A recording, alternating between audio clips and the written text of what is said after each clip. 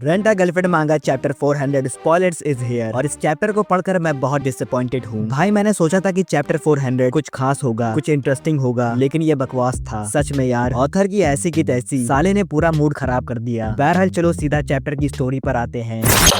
Chapter की शुरुआत में हमें दिखाते हैं कि काजुया ड्राइविंग स्कूल गया था और वहाँ पर उसकी मुलाकात अनजाने में मामी से हो गई थी। और वो मामी को देखकर बहुत हैरान हो जाता है और उसके नाम को बहुत जोर से चिल्ला कर लेता है। उसकी आवाज सुनकर रिसेप्शन में बैठे लोग उसे घूरने लगते हैं और इस पर काजुया कहता है, अरे यार मैंने सबके सामने चिल्ला दिया। फिर काजुया अपने मन में कहता है, क्यों मामी यहाँ ड्राइविंग स्कूल में क्यों है? क्या ये सिर्फ एक इत्तेफाक है? क्या ऐसा होना सच में पॉसिबल है? वैसे भी मैंने उस दिन के बाद से उससे बात ही नहीं की है ना? उसने कहा था कि वो मेरा बॉयफ्रेंड नहीं है, लेकिन इस बारे में बात करना थोड़ा मुश्किल है। अगर मैं ज्यादा सवाल पूछूंगा तो क्रीपी लगूंगा। अच्छा होगा अगर मैं इन बातों के बारे में कुछ ना पूछूं। काजुया यहाँ पर उस दिन की बात कर रहा था जब उसने मामी को किसी लड़के के साथ देखा था। शायद ये चैप्टर 320 या 322 की बात है, वैसे मुझे ठीक से याद नहीं है। बहरहाल फिर काजुया मामी से कहता है, क्या इत्तेफाक है, तुम भी यहाँ लाइसेंस के लिए आई हो? मामी इस पर बड़ी धीमी आवाज के साथ कहती है, हाँ। और काजुया उसकी आवाज सुनकर समझ जाता है कि उसका मूड ठीक नहीं है। फिर काजुया अपने मन में कहता है, वो अभी भी ऐसा ही बिहेव कर रही है, वो यकीनन अजीब तरह से बिहेव कर रही है, लेकिन हाँ वो बस अपना लाइसेंस लेने आई है। वैसे भी ये जॉब ढूंढने के लिए काफी काम का होता है। अच्छा है जब टाइम मिले तब ले लो। अगर हम दोनों एक ही शहर में रहते हैं तो ऐसा होना कोई बड़ी बात नहीं है और हम दोनों ही थर्ड ईयर में हैं। बहरहाल फिर काजुया मामी से कहता है, ये मेरा यहाँ पर पहला दिन है, मैं बहुत एक्साइटेड हूँ। वैसे मामी तुम्हें यहाँ आए कितने दिन हो गए? क्या तुम्हारा कोर्स लगभग पूरा हो गया? फिर मामी उसे बताती है कि ये उसका भी पहला दिन है। ये सुनकर काजुया कहता है, सच में? कितने ही चांसेस थे ऐसा होने के? इतना फनी है, मुझे तो यकीन ही नहीं हो रहा है। काजुया की इन बातों पर मामी कुछ भी रिएक्ट नहीं करती है और इस पर काजुया कहता है, वो तो बिल्कुल भी नहीं हंसी। इसके बाद वहाँ पर यह अनाउंसमेंट होती है कि जो लोग यहाँ 10 बजे वाली इंट्रोडक्टरी क्लास के लिए आए हैं कृपया करके सेकंड फ्लोर के क्लासरूम नंबर 3 में इकट्ठा हो जाए। यह सुनकर मामी काजुया से बिना कुछ कहे वहाँ से चली जाती है और उसे ऐसा अजीब बिहेव करता देखकर काजुया बहुत ज्यादा परेशान और कंफ्यूज हो जाता है। इसके बाद हमें क्लासरूम नंबर 3 के अंदर का सीन दिखाते हैं जहाँ पर काजुया और मामी एक दूसरे से बहुत दूर बैठे थे, लेकिन फिर भी साला हरामी काजुया मामी को ही देख रहा था। और काजुया अपने मन में कहता है, यार ये तो इम्पॉसिबल है, मैं बिल्कुल भी फोकस नहीं कर पा रहा हूँ। मैंने कभी नहीं सोचा था कि मैं उसे यहाँ ड्राइविंग स्कूल में देखूंगा। फिर हमें दिखाते हैं कि काजुया के पीछे बैठे दो लड़के मामी को देखकर कहते हैं, अरे देखो वो कितनी क्यूट है, वो पक्का मॉडल होगी, शायद बाहर निकलते वक्त मैं उससे बात कर लूं। काजुया उन लड़कों की बातें सुन लेता है और फिर वो मामी को देखकर कहता है, एक सेकंड रुको, ये तो देखने लायक नजारा है, वो तो एक राजकुमारी लग रही है, वो इस बोरिंग ड्राइविंग स्कूल के माहौल में भी चमक रही है। ये तो ऐसा लग रहा है जैसे पूरे लड़कों से भरी क्लास में मैं एक महल की खिड़की के अंदर देख रहा हूँ। उसका पतला शरीर और उसकी मुलायम स्किन, वो जानती है कि गर्मियों के शुरुआत में खुद को कैसे दिखाना चाहिए। वाकई में ऐसा लगता है कि वो सच में यहाँ अपनी मर्जी से क्लास लेने आई है। ये उसके फ्यूचर के लिए बहुत रिस्पॉन्सिबल चीज है। ओह बस करो, मैं ये सब क्यों सोच रहा हूँ, मैं फेल हो जाऊंगा, मैं बहुत बेवकूफ हूँ, क्लास पर ध्यान दो। ये कहकर काजुया क्लास में रखे मॉनिटर की तरफ देखता है जिसमें एक कपल की ड्राइविंग की वीडियो चल रही थी और उस वीडियो को देखकर काजुया मिजुहारा के साथ अपनी कार डेट को इमेजिन करता है और साथ में वो मिजुहारा के मुस्कुराते हुए चेहरे को भी इमेजिन करता है। फिर हमें एक सीन दिखाते हैं जहाँ पर मामी काजुया को देख रही थी। इसके बाद हमें रिसेप्शन का सीन दिखाते हैं जहाँ पर काजुया अपने शेड्यूल के फॉर्म को फिल कर रहा था और फॉर्म को फिल करने से पहले काजुया कहता है, मैं समझ गया, मुझे इस फॉर्म में अपनी पसंद के क्लास डेज को चूज करना होगा। मैंने पहले ही कैलकुलेट कर लिया था कि मैं 1.5 महीने में खुद को तैयार कर लूंगा, इतने सारे प्रैक्टिकल सेशन के साथ जिसमें काफी समय लगेगा। अगर मैंने एक भी क्लास मिस कर दी तो मैं 5 दिन पीछे हो जाऊंगा। क्या मैं सच में अपने शेड्यूल को मैनेज कर पाऊंगा? मैं पहले से ही अपने कामों को लेकर और जॉब ढूंढने में बिजी हूँ। इसके बाद हमें दिखाते हैं कि काजुया अपने फॉर्म को फिल कर लेता है और फिर तभी अचानक से मामी उसके पास आ जाती है और उससे कहती है, क्या तुमने अपने क्लास के शेड्यूल को फिल कर लिया? काजुया इस पर कहता है, ओह हाँ लगभग हो गया है, देखो। फिर मामी उससे कहती है, क्या मैं तुम्हारे फॉर्म की एक फोटो ले सकती हूँ? काजुया ये सुनकर काफी घबराते हुए कहता है, हाँ जरूर, ठीक है, बेफिक्र होकर फोटो ले लो। इसके बाद मामी काजुया के फॉर्म के मल्टीपल शॉट्स ले लेती है और फिर वो काजुया से कहती है, आज की क्लास खत्म हो गई है तो क्यों ना साथ में बाहर चलते हैं? काजुया इस पर कहता है, हाँ जरूर। फिर काजुया अपने मन में कहता है, क्या उसने फोटो क्यों ली? उसने मेरे शेड्यूल की फोटो ली, क्या सच में ये जरूरी था? मैं सिर्फ एक ही बात सोच सकता हूँ कि वो अपने शेड्यूल को मेरे शेड्यूल के साथ मैच करना चाहती है या फिर वो उसे रेफरेंस के लिए यूज करना चाहती है। नहीं, एक और पॉसिबिलिटी है, शायद वो मेरे वाले दिनों को अवॉइड करना चाहती है ताकि वो मुझसे फिर से ना मिले। इसके बाद हमें दिखाते हैं कि वो दोनों एक दूसरे को बाय बोलकर वहाँ से जाने लगते करते हैं और फिर काजुया को अचानक से याद आता है कि मामी ने उसे कुछ वक्त पहले कॉल करी थी और इस पर काजुया कहता है हाँ उसने कॉल करी थी पर मैं उसकी कॉल का जवाब नहीं दे सका क्योंकि मैं मिजुहारा के साथ गेट पर था। अरे नहीं, मैंने उसे कॉल बैक भी नहीं किया, वो क्या चाहती थी। फिर काजुया मामी से कहता है वैसे मुझे माफ करना कि मैंने पहले तुम्हारी कॉल का जवाब नहीं दिया। क्या तुम्हें कुछ चाहिए था? तुम्हें उस दिन किस बारे में बात करनी थी? कॉल बैक न करने के लिए मुझे माफ करना। काजुया की बात सुनकर मामी पीछे मुड़ती है और फिर वो काजुया से डायरेक्ट पूछती है काजुकुन क्या तुम अभी भी मुझसे प्यार करते हो? काजुया ये सवाल सुनकर बहुत हैरान हो जाता है और यहीं पर ये चैप्टर खत्म हो जाता है। और तुम खुद ही देखो क्या बकवास चैप्टर था। मतलब ऑथर ने फिर से गाली खाने वाले काम शुरू कर दिए हैं और मैं तुम्हें ऑथर का एक हरामीपना दिखाता हूँ। ये देखो काजुया का नया लुक ऑथर ने खुद को देखकर बनाया है। साफ शब्दों में कहूँ तो ऑथर का खुद ये कहना है कि वो मिजुहारा से इतने ऑब्सेस्ड है कि उन्होंने काजुया को रिप्लेस करके खुद को मांगा में ऐड कर लिया ताकि वो मिजुहारा से एंड अप कर सके।